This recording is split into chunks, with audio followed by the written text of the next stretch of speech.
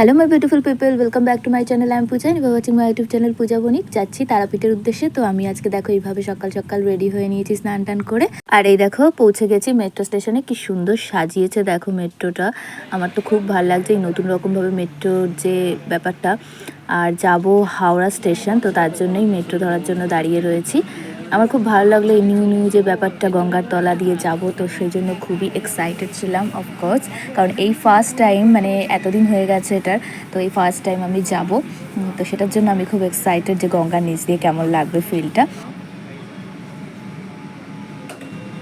আর এই দেখো বলতে না বলতেই চলে এসেছে আমাদের গঙ্গার নিচ। এই যে ব্লু কালারের যে লাইট জ্বলছে, এটাই একমাত্র, বেশি কিছু দেখার নেই, বোঝাও যাচ্ছে না সেরকম কিছু। পরবর্তী স্টেশন হাওড়া।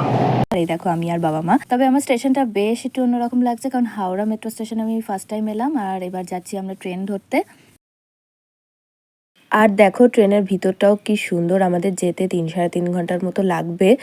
আর এখানে বাবা মা তো গসিপ করছিল আমাকে নিয়েই, যে আমি খুব লেট করে দিয়েছিলাম ওই জন্য। আর ট্রেনে উঠতে না উঠতে খাওয়া শুরু। মা ফার্স্টেই চা নিয়ে বসে গেছে, এরপর একে একে অনেক কিছু খেয়েছি, কারণ বাড়ি থেকে কিছু খেয়ে বেরোয়নি তাই। তো এখানে আমার খুব উল্টো উল্টো লাগছিলো, কারণ ট্রেনটা যেদিকে যাচ্ছে আমি তার ঠিক উল্টো দিকেই বসেছিলাম, উল্টো সাইডে।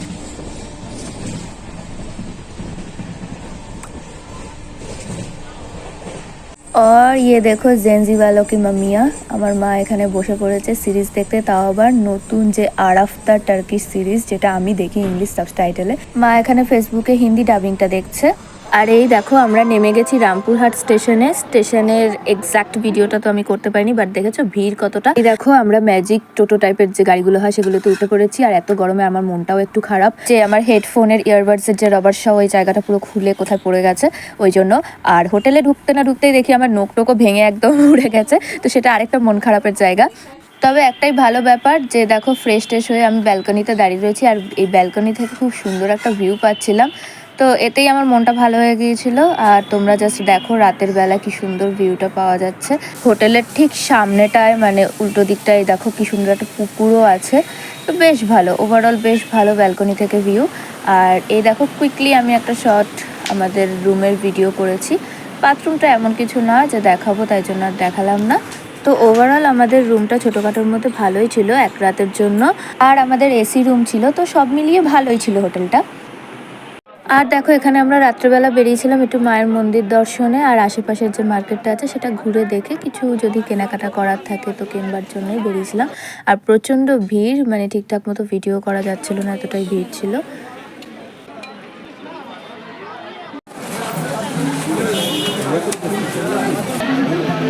আর এখানে ভিড়টা হওয়াও স্বাভাবিক, কারণ এখানে তো সবাই মায়ের দর্শনেই আসে। আর আমরা শ্মশানের ওই দিকটায় যাইনি এবার আর। আর এখানে মায়ের মন্দিরে রাত 12টা অবধি পুজো হয়, সেটাই এখানের যে পান্ডা ওনারা বলছিলেন। আর এখানে এই চাটা না ভিডিও করে পারলাম না, এত সুন্দর চাটা বানিয়েছিলেন উনি। আর এখানে সব কিছুতেই যেন মায়ের মন্দিরের যে সন্দেশ, ওইটার একটা ব্যাপার আসছিল। তো খুবই ভালো ছিল চাটা। আর আমরা এখানে ভালো ভালো সব হোটেলগুলো দেখতে দেখতে যাচ্ছিলাম। আর এই যে হলো আমাদের হোটেল, ভিআইপি গেটের সামনে হোটেলটা ছিল। আর এখানে মা তারার ফটোটা আমি কিনেছিলাম আমার বড় পিসি আর তানিয়ার জন্য। কি সুন্দর দেখো, আমি কিনিনি কারণ আমি এর আগে অনেকবার এসেছিলাম, যদিও এবার 10-12 বছর পরেই আসা হলো মায়ের কাছে, মায়ের ডাকে। আর আমার কাছে অলরেডি অনেকগুলো ফটো ছিল বলে আমি আর এবার কিনলাম না, মায়ের কাছে তো বায়না করছিলাম, বাট মা বললো থাক পরে। আর এখানে তোমরা তো দেখতেই পাচ্ছ আমরা ঘুরে টুরে চলে এসেছি। বাবার অবস্থা দেখো খুবই ক্লান্ত, অফিসের কাজের প্রেশার। আমি একটু টুক করে ভিডিও করে নিয়ে যাবো এবার রাতের ডিনার করতে। হোটেলের মধ্যেই আমাদের আয়োজন করা হয়েছিল রাতের ডিনার। তো যা যা খেয়েছি সব কিছুর তো আর ভিডিও করা হয়নি, বাবা পছন্দ করে না তাই। তবে রাতের ডিনারে একদম সিম্পল ছিল, ভাত আর চিকেন কষা। বাবাকে তো না, বাবা খেলে চুপ করে বাবা খেলে না রে, বাবা বলেছে এদিক করে তোল। ওইদিকে হলে সিন উঠবে না। তো এটা ছিল রোববার সকালবেলা, আমরা স্নান টান করে রেডি হয়ে বেরিয়ে পড়েছি, কিন্তু খুব বৃষ্টি পড়ছিল সকাল থেকেই। জানো না কীভাবে কি তুলতে হবে। তো তোমরা তো বুঝতেই পারলে যে আমরা লিফটে ছিলাম। আর এটা পরের দিন সকালবেলা মায়ের মন্দিরে যাচ্ছি পুজো দিতে। তো আমাদের তো এখানে পুজোর জন্য ডালা কেনা হয়ে গেছে, আর আমরা এখানে পান্ডা ঠিকও করে ফেলেছি যিনি আমাদের গাইড করবেন পুজোর জন্য। তো আমরা তো ডালা কিনে লাইনে দাঁড়িয়ে পড়েছি। আমাদের একটা ভিআইপি লাইন ছিল 500 টাকা করে, মানে 3 জনের 1500 টাকা। তোমরা যদি যাও তো 1000 টাকার লাইনেও দাঁড়াতে পারো, কারণ 1000 টাকারও লাইন ছিল। তো পুজোর ভিডিওটা তো আমি আর করতে পারিনি, কারণ বিভৎস ভিড় ছিল বলে। আর ওই দিকটায় পাঠাবলি হচ্ছিল, যেটার ভিডিওটা আমি একদমই করিনি, কারণটা তোমরাও নিশ্চয়ই বুঝতেই পারছো। আর এখানে আশেপাশে অনেক ছোট ছোট মন্দিরও ছিল।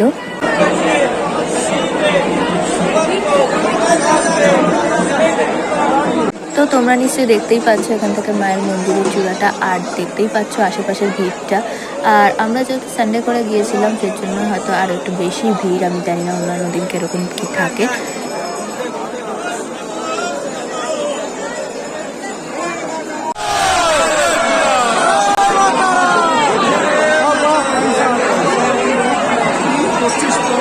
তো পুজো দিয়ে আমরা তো হোটেলে চলেই এসেছি। মাকে দূর থেকেই ভালো করে দর্শন করতে হচ্ছে, কারণ মায়ের সামনে গেলে একদমই ওরা দাঁড়াতে দিচ্ছিল না, পান্ডা ওখানে যারা ছিল।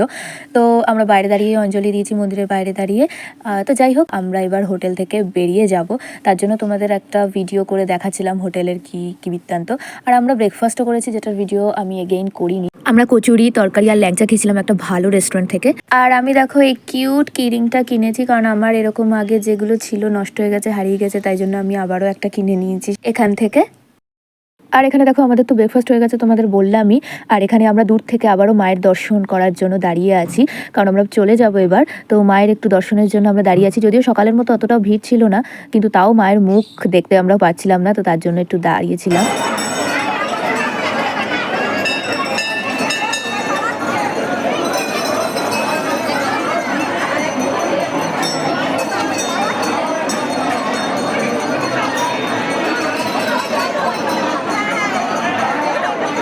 আর এই দেখো, তোমরা নিশ্চয়ই আমার ভিডিও থেকে মায়ের একটু হলেও দর্শন পেয়েছো। মা তারা সবাইকে সুস্থ রাখুক, এটাই চাই। আর আমরা যেহেতু দুপুরের দিকে বেরিয়েছিলাম, তো এখানে মায়ের মন্দিরে সবাইকে বসিয়ে ভোগ বিতরণ করানো হচ্ছিল। তো আমরা তো আর ভোগ খাইনি, কিন্তু আমরা চলে এসেছি একটা ভালো রেস্টুরেন্টে দুপুরের লাঞ্চ করতে, যেখানে আমরা ফিশ থালি নিয়েছিলাম আর চিকেন বিরিয়ানি নিয়েছিলাম। আর আমরা লাঞ্চ সেরে সাইট সিন দেখতে বেরিয়ে পড়েছি বামাখ্যাপার জন্মস্থান জন্মভিটে দেখার উদ্দেশ্যে। আরও অনেক সাইট সিন ছিল যেগুলোতে আমরা যাইনি। আমরা পার্টিকুলার এখানেই এসেছি, কারণ এটাই আমার পার্টিকুলারলি দেখার খুব ইচ্ছে ছিল। এখানের অনেক মাহাত্ম্য, অনেক কাহিনী আছে।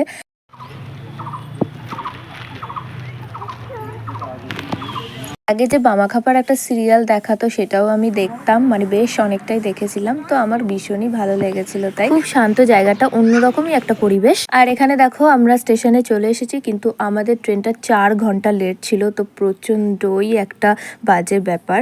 আর এখান দিয়ে দেখো বন্দে ভারত যাচ্ছে। এই বন্দে ভারতের টিকিটই আমরা কাটতাম, কিন্তু রাত হয়ে যাবে বাড়ি ফিরতে বলে আর কাটা হয়নি। কিন্তু সেই আমাদের রাতই হয়ে যাবে, কারণ আমাদের হলদিবাড়ি ট্রেনটা যদিও লেট করে না, বাট এবারই লেট করছে 4 ঘন্টা, তাও আবার। তো টাইম পাসের জন্য আমরা তো অনেক কিছু খাওয়া দাওয়া করেছি, কিন্তু সময় সহজে কাটছিল না। দেখো এখন আমরা কলকাতা স্টেশনে নেমে একটা ক্যাব বুক করে নিয়েছিলাম, আর এখন ঘড়িতে প্রায় 1:45 বাজে রাত। তো যাচ্ছি আমরা এখন বাড়ির উদ্দেশ্যে। তো মাতারা না টানলে, না ডাকলে তো মাতারার কাছে যাওয়া যায় না। আর এটা হঠাৎ করেই প্ল্যান হয়, এবং হঠাৎ করেই চলে যাই এক রাতের জন্য বলতে গেলে। আর একদিক দিয়ে ভালোই হয়েছে, এটা আমার প্রি বার্থডে একটা ছোট্ট ট্রিপও হয়ে গেছে, মায়ের কাছে তাও আবার।